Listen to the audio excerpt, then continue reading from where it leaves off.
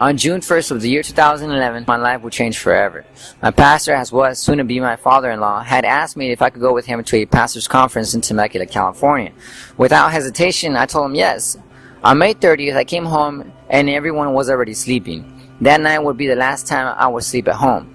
On the morning of June 1st, my older brother woke me up saying, "Hey, the pastor is outside waiting for you." I got up really quick, didn't even took a shower. I just washed my face, brushed my teeth, put on some jeans, long sleeve shirt, and a blazer and went downstairs. This was one of many trips we had traveled together. We would always go have long, deep, and very interesting conversations about life, purpose, dreams, sports, church, relationships, marriage, and so on. It was about 20 minutes into our trip when I noticed my pastor acting a bit strange. I was like, did I say something inappropriate? But I immediately noticed him looking at his rear view mirror frequently. So I looked at my side mirror to see if I could see something, and I see a white Dodge Charger. All of a sudden, the car got to the right side of us, and I could see the logo of the Department of Homeland Security. As soon as I saw that, my heart started to race so fast. The car proceeded to then get behind us, then to the left of us, again behind us, just like if it was a teenager driving that car. A few minutes later, all of a sudden the vehicle speeds on. By this time, I was super nervous. My heart was racing like never before. I immediately told the pastor, I hope that there isn't a checkpoint approaching Temecula. Just like if I had spoken it into existence, there was a yellow electric freeway sign that said, "Slow down, Border Patrol, checkpoint ahead." At the distance, I could see a Border Patrol agent dressed in green uniform, waving and letting all the cars pass by. I was praying so hard in my mind, although I was trying to play it cool.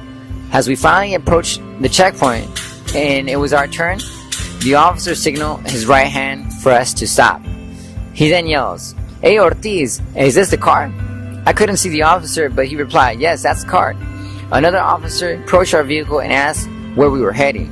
I told him we were heading to a pastor's conference in Temecula. He then said, "Can I see your identifications, please?" The pastor pulls out his driver's license. I pull out my Southwestern College ID. Immediately after I give him my school ID, he said, "Are you an illegal?" I replied, "No, I'm in the process." He then said if I had any other sort of ID. And during that time, there was a lot of fear of deportation for people that didn't have any type of ID. So I proceeded to acquire my Mexican passport that I would carry everywhere I went. So then the officer asked me for another form of ID. I gave him my Mexican passport that I had acquired at the Mexican consulate in San Diego. He then asked me again if I wasn't illegal. I told him that I was in the process. He said if I had any drugs or anything illegal in the car. I told him that we didn't. He then started to get upset for some reason and started cursing at us. That's when my pastor told him in Spanish, "Hey, why are you treating us like this? If you're Latino yourself."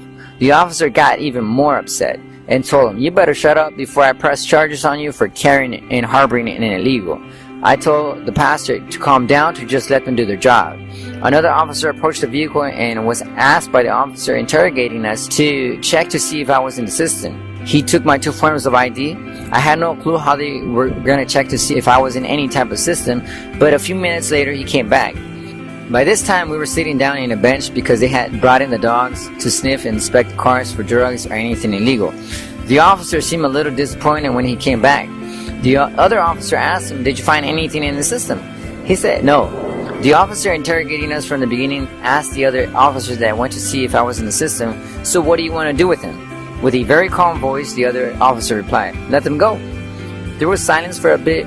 Then all of a sudden, the officer that did the whole interrogation from the beginning said, "You know what? This guy was being a prick," pointing at my pastor. "Just because this guy was being a prick, I'm going to take him." So he then approached me and asked if I had anything that I would like to give to the pastor, because I was going to be taken into custody. I proceeded to give my pastor my wallet, cell phone, and a few other things I had with me. So I turned around and he then proceeded to handcuff me really tight and lead my way into the back seat of the Dodge Charger. That day would be the first and only time I had ever gotten arrested. I portrayed to be calm, but inside my mind was playing at thousands of thoughts and scenarios. What was going to happen to me? What should I do? Was I going to be okay? What was going to happen with my fiance? So I was taken to the Murrieta Immigration Detention Facility, where I was told I was going to be booked and begin the process for my removal from the United States. When I got there, the same officers that took me there started to process me. One of the guys sarcastically with a grin on his face says to me, "Congratulations, you're the first person that we get for the month of June." They then proceeded to do all the paperwork to book me in. They asked me a bunch of questions, took pictures of me, did an FBI background check, and fingerprinted me every single finger. There shortly they proceeded to put me in a jail cell. It was my first time ever in any type of jail cell. Not even in a field trip I had gone to visit a jail before. The only thing I knew about jails or detention facilities were from the movies. The AC was on blast to the max. It was super cold. There was a toilet, drinking fountain, and a bench with a type of blanket that looked more like it was made out of fake grass. There was a camera on one corner and a very little tiny window in the middle of the door. That would be the longest day and night I would ever experience. It's like if those moments froze in time. At first I was calm, but as the minutes went on, I started to go into panic mode. My mind started to go crazy. I was just thinking all the scenarios that could happen. To try to remain calm, I started exercising myself. I started doing some push-ups, burpees. I exercised so intense until I got tired. After I was done working out, I laid down on the floor since the bench, which looked like it was made out of stainless steel, was super cold. There I stayed and remembered what some attorneys had told me a year prior. They had told me if I filed my case to remain in the US, my chances of losing it were pretty high. The last thing I wanted was for my soon-to-be wife to move to Mexico if I lost my case. So after thinking about it the entire night, I made up my mind that I should have just signed my voluntary departure. It was the longest night I had ever experienced. Finally, morning approached and an officer came in to my cell for me to sign more paperwork. As I read the documents, I said that I was going to be in custody about 4 to 6 months until I saw a judge, and it was up to him to determine whether I would stay or forced to leave the United States. So I went in a very desperate mode, sobbing like a little kid that I wanted to leave the US. I kept crying and sobbing the whole way down to Chula Vista. The officer driving kept telling me to shut up. I kept telling the officer I wanted to leave.